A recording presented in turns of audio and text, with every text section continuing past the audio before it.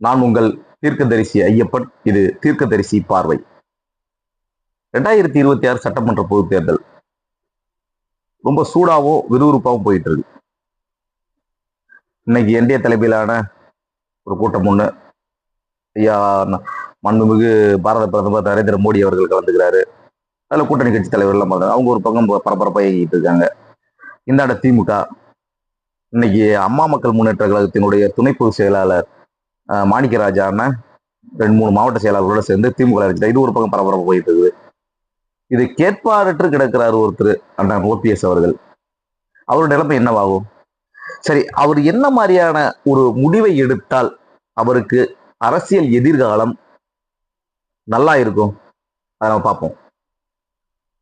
இப்ப ஒருவேளை இப்ப உள் இடஒதுக்கீடு கொடுத்த மாதிரி உள் தொகுதி பங்கீட்டுல உள் இடஒதுக்கீடு கொடுத்து டிடிவி தினகரன் வந்து பாஜக வந்து உள்ளார அலைன்ஸ்ல வச்சுக்கிட்ட மாதிரி ஒருவேளை ஓபிஎஸ் அவர்களையும் வச்சுக்கிறதுக்கு வாய்ப்புகள் இருக்கு. அது இதுக்கு மேல்பட்டு நடைபெறுமா அப்படிங்கறத நம்ம பொறுத்திருந்து பார்ப்போம். ஒண்ணு ஆப்ஷன்.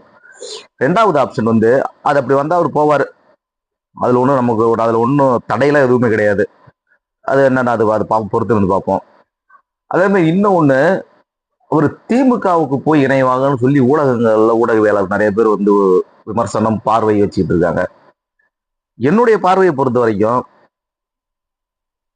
ஓபிஎஸ் வந்து அதாவது வந்து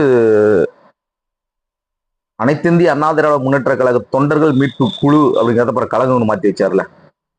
இவரு திமுக பக்கம் நகர்ந்தால் அவர் அந்த மாதிரி ஒரு மீட்பு குழு வச்சிருந்தது அர்த்தம் இல்லாம போயிடும். ஒண்ணு. ரெண்டாவது, அவர் எடப்பாடி பழனிசாமி அவர்கள் என்ன நினைச்சாரோ அதை அவரு டிடிவி தினகரன் சார்ட்ட இருந்து அவர் நினைச்சதை சாதிச்சுட்டாரு. அவர் யாருன்னு காமிச்சிட்டாரு. இப்ப ஓபிஎஸ் கிட்ட இருந்து அவர் வந்து தன்னை யாருன்னு காமிச்சுக்கிறது இது ஒரு பெரிய பலமான ஒரு பெரிய வாய்ப்பா போயிடும் அவருக்கு. அதுக்கு அவருக்கு ரெண்டாவது ஒரு மிகப்பெரிய வெற்றி அடைஞ்சிருவார் அவரு. அதனால வந்து அவருடைய நகர்வு வந்து திமுக பக்கம் இருக்கும் அப்படின்னு கணிக்கிறது வந்து என்னை பொறுத்த வரைக்கும் ஒரு 50% வந்து ஏத்துக்க முடியாத ஒரு விஷயம் தான். சரி, அப்ப மூணாவதா என்ன பண்ணலாம்? தாவேகா பக்கம் போறதுக்கு வாய்ப்பு இருக்கா? என்னுடைய பார்வையில அவருடைய அரசியல் செல்வாக்கை நிலைநிறுத்திக் கொள்வதற்கு அப்படியே இப்ப இருக்கிற அந்த குழுவாவே போய் சேரணும். அவர் குழுவாவே போய் தாவேகாவுல இந்த முறை வந்து அவர் கூட்டணி அமைச்சார்னா அவருடைய அரசியல் இருப்பு 2026 சட்டமன்ற தேர்தலில் இருப்பு பாதுகாக்கப்படும், இருப்பு தக்க வைத்துக் கொள்ளப்படும். அவர் வேற எந்த முடிவு எடுத்தாலும்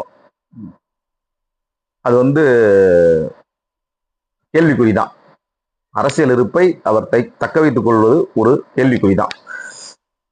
ஏன்னு கேட்டீங்கன்னா, ஒரு செல்வாக்கு மிக்க தலைவரா இன்னைக்கு இருக்கிறவர் வந்து விஜய் இருக்கார். இவர் வந்து அரசியல்ல ஒரு 12 காலமாக பயணம் செய்தவர், ஒரு முன்னாள் முதலமைச்சர் அப்படிங்கிற ஒரு பெயரோட ஒரு பெருமையோட இருக்கக்கூடியவர். அதனால வந்து இவருடைய அந்த அரசியல் அனுபவமும் எப்படி பார்த்துக்கிட்டீங்கன்னாலும் வந்து விஜயுடைய வாக்குகள் வந்து இவருக்கு எத்தனை தொகுதியில வந்து இவருக்கு வாய்ப்பு கொடுக்குறாங்களோ அத்தனை தொகுதியிலும் சாலிடா சிந்தாமல் சிதறாமல் விஜய் கட்சியில இருக்க தாவேக கழகத்தினுடைய ஓட்டு அப்படியே அவருக்கு சிந்தாமல் சிதறாம போகும்.